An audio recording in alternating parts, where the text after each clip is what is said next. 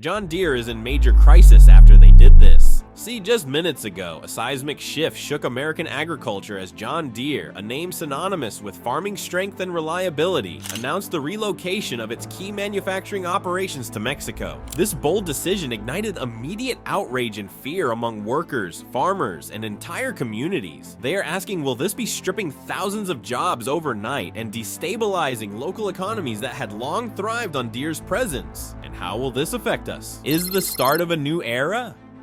See, this crisis goes beyond factory closures. It represents a clash between technological dependency, corporate accountability, and the unyielding fight for consumer rights. For over 2 centuries, John Deere has been more than just a manufacturer. It has been a steadfast partner to farmers across the nation. John Deere has long been synonymous with American farming, a beacon of reliability and innovation in the heartland of agriculture. For over 2 centuries, this iconic brand has equipped generations of farmers with machinery that has become the backbone of American agriculture. From the vast fields of Iowa to the rolling plains of Illinois, John Deere's tractors, plows, and harvesters are more than just tools. They are integral to the very fabric of rural life. Now, as trust erodes and livelihoods hang in the balance, a fierce battle brews between maintaining tradition and embracing change. Join us as we delve into the unfolding drama, uncover the voices rising in opposition, and witness the collective actions poised to redefine the future of American agriculture. Farmers versus John Deere. Beneath the surface of apparent stability lies an increasing dependency on technology in agriculture. As farming practices advance, so does the machinery that supports them. Modern farms now rely heavily on sophisticated equipment equipped with advanced software and connectivity features, aiming for greater efficiency and higher yields. This shift towards high-tech solutions signifies a major transformation in the agricultural sector, prompting questions about balancing tradition with innovation. Exploring John Deere's evolution reveals the complex relationship between farmers and their machinery. This long-established bond is being strained by rapid technological progress and changing global economic conditions. The groundwork for change has been laid, leading to conflicts that threaten the very foundations of American farming. The early 21st century ushered in widespread technological advancements affecting all areas of life, including agriculture. John Deere led this wave of innovation by incorporating cutting-edge technology into their machinery. GPS-guided tractors, automated harvesters, and data-driven farming techniques became standard, offering unprecedented precision and productivity.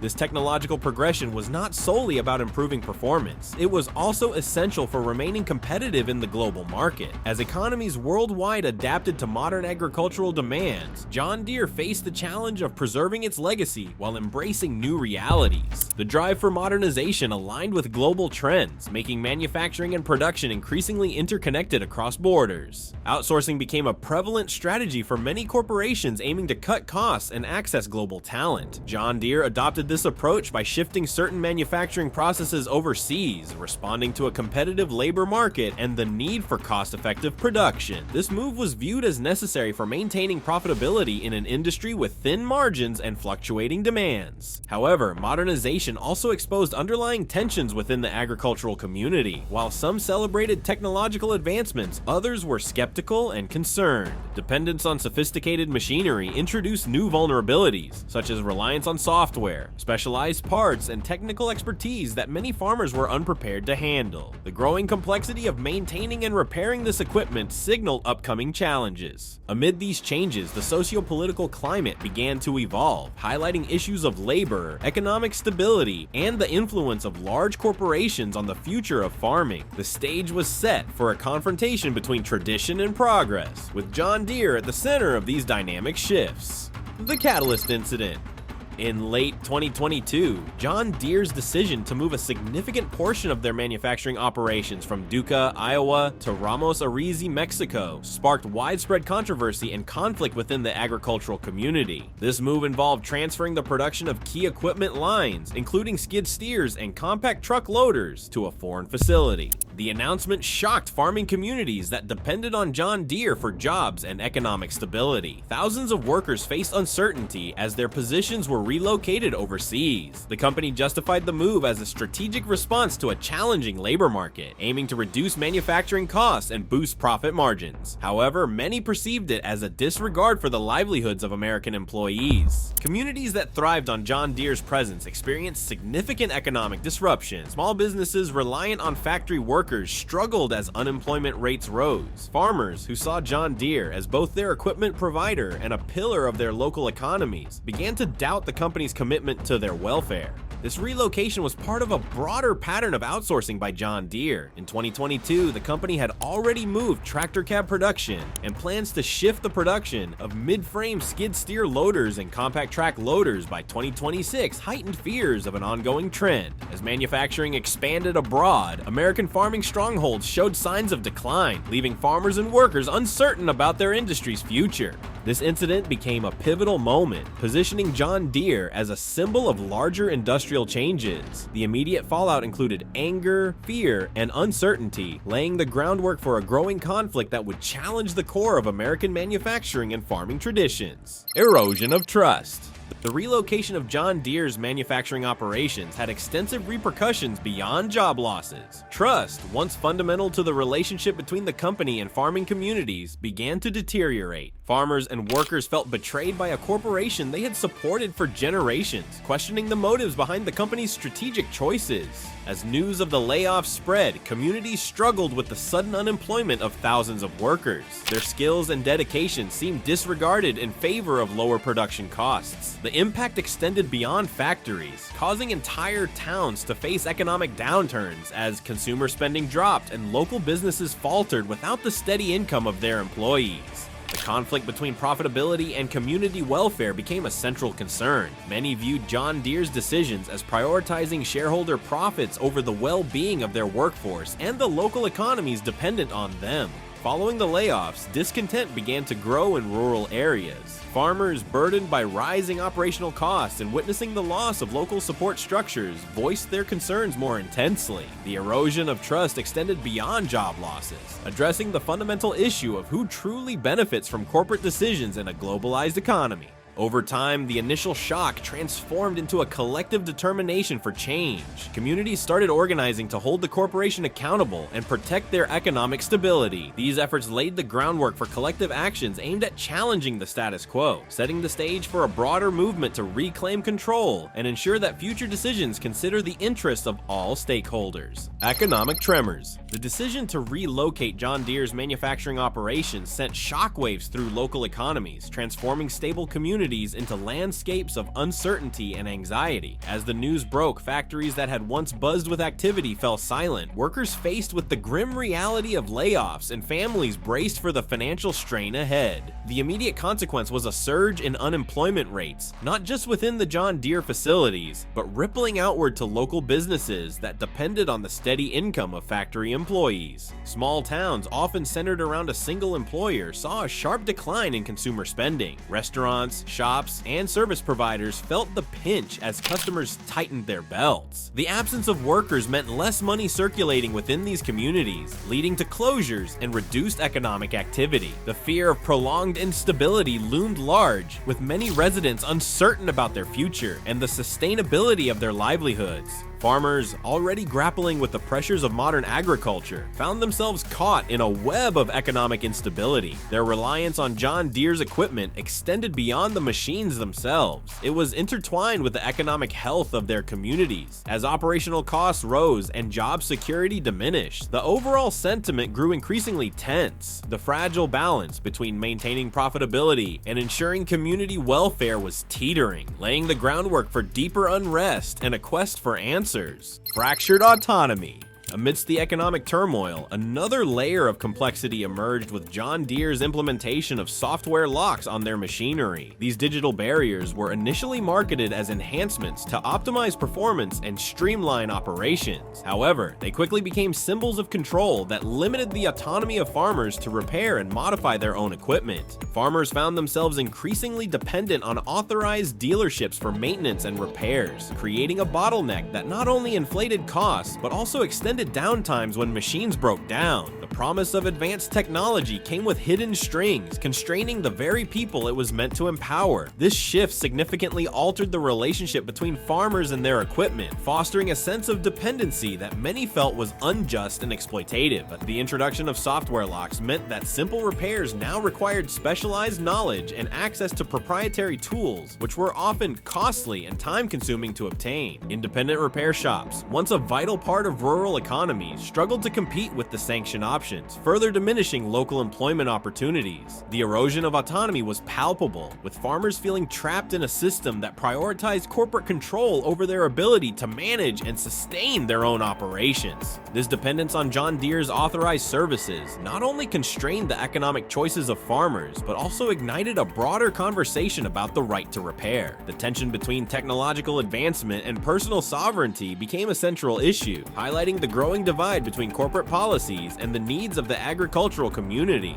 The crux of realization. As the challenges mounted, a pivotal shift began to take shape within the farming community. Voices that had long been quiet found newfound strength in advocating for the right to repair. Farmers, recognizing the unsustainable nature of their dependence on corporate-controlled processes, started to organize and demand change. Legal actions began to surface, with lawsuits filed against John Deere for their restrictive practices. These legal battles aimed to challenge the monopolistic control over repair services and to assert the rights of consumers to maintain and modify their own equipment. Simultaneously, legislative movements gained momentum, with advocates pushing for laws that would dismantle the barriers erected by large corporations. These initiatives sought to ensure that farmers could access essential tools and information necessary for repairs without being beholden to proprietary restrictions. The rise of these movements marked a significant turning point as collective determination coalesced into a formidable force against corporate overreach. The advocacy for the right to repair was no longer a fringe concern, but a pressing issue with widespread support. The brewing discontent was channeled into organized efforts aimed at reclaiming autonomy and safeguarding the economic stability of farming communities, setting the stage for a broader confrontation with entrenched corporate policies. Gathering momentum.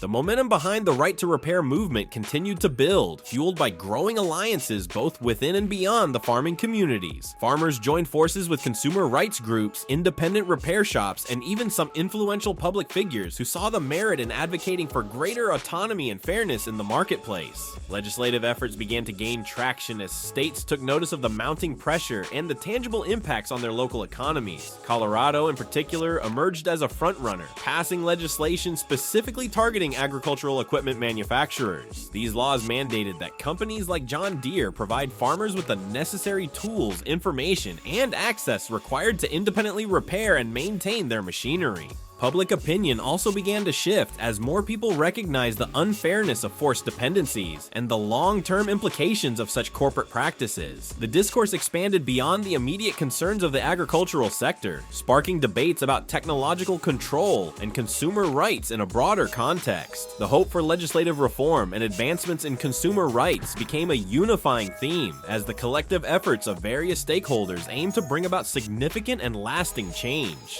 The anticipation of potential victories in the courtroom and the legislative halls heightened the suspense, with communities holding on to the emerging hope that their relentless efforts would culminate in tangible benefits. The groundwork was laid for a transformative shift, with the right to repair movement standing as a testament to the power of collective action in the face of corporate dominance. The breaking point. As tensions escalated, the conflict between John Deere and the farming communities reached a critical juncture. Protests became more frequent, with farmers and workers gathering in large numbers to voice their grievances. These demonstrations were not isolated events, but part of a broader movement demanding accountability and change. The media began to take notice, amplifying the voices of those affected and bringing national attention to the plight of the agricultural workforce. Political leaders couldn't ignore the mounting pressure. Lawmakers from both sides of the aisle started engaging in heated debates, weighing the interests of large corporations against the needs of local communities. Discussions around tariffs and trade policies intensified, with some politicians advocating for protective measures to safeguard American jobs, while others pushed for free market approaches that favored corporate flexibility and global competitiveness. Internationally, the repercussions of John Deere's decisions began to ripple through global trading dynamics. dynamics. Trade partners scrutinized the company's outsourcing practices, raising concerns about the broader implications for international labor markets and economic stability. The interconnectedness of global economies meant that the fallout from one company's actions could influence trade relationships and economic policies far beyond the borders of the United States. Farmers found themselves at the center of this turbulence, battling not only for their livelihoods, but also for the future of their communities. The uncertainty bred by these economic and political shifts created an environment of fear and instability. As the situation unfolded, it became clear that resolving the conflict would require navigating a complex web of economic interests, political agendas, and social dynamics, each adding layers of difficulty to an already volatile situation. Pivotal revelations.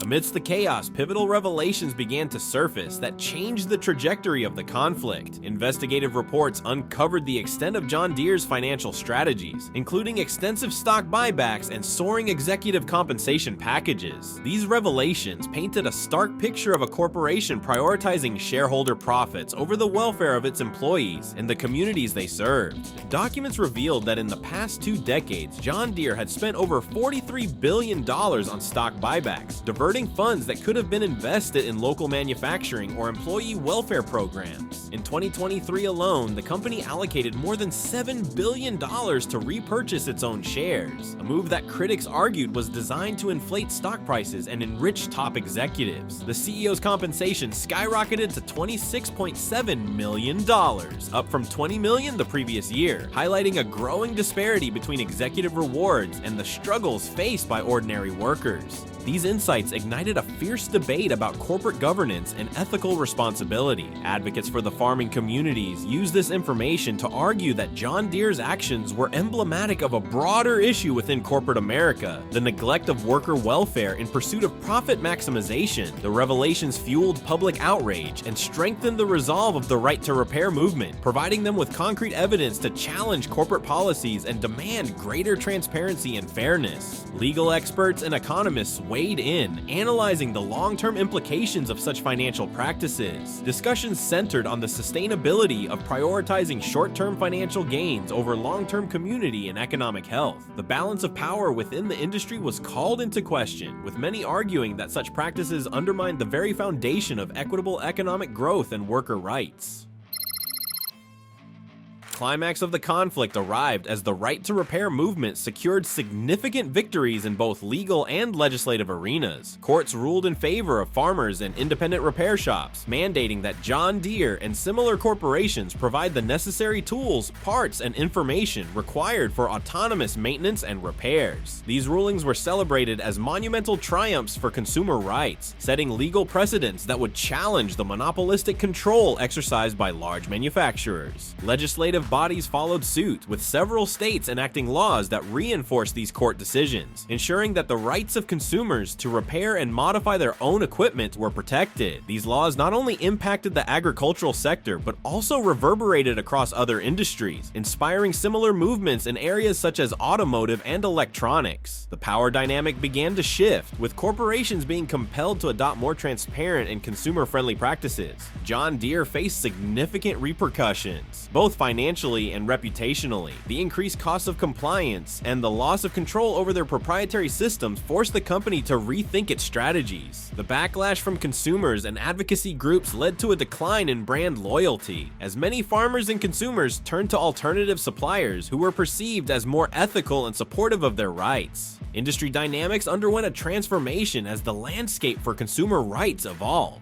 Companies were now required to balance profitability with ethical considerations, fostering a more equitable relationship with their customers. The empowerment of consumers through the right to repair movement not only enhanced individual autonomy, but also encouraged corporate accountability, paving the way for a more sustainable and just economic environment. The echoes of change. With the conflict reaching its zenith, the echoes of change began to resonate throughout the agricultural community and beyond.